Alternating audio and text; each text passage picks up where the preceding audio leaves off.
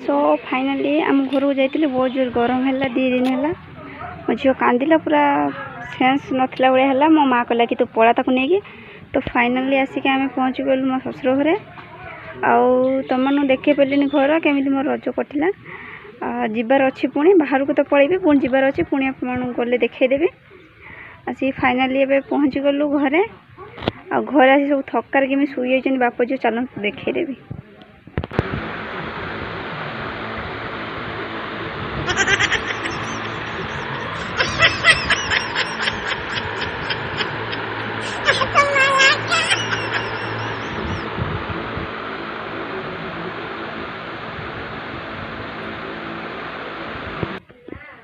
एठिकी भी दी जनकर सेन्स ना देखे दूसरे आम घर माने मो ससुर घर ये देखु घास सब कटाकुटी करना पूरा जंगल भाया हो जाए।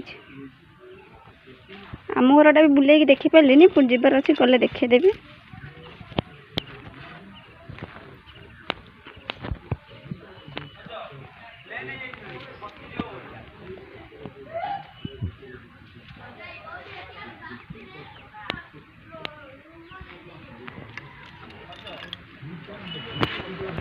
आ रूम देखिए कही यही तो रूम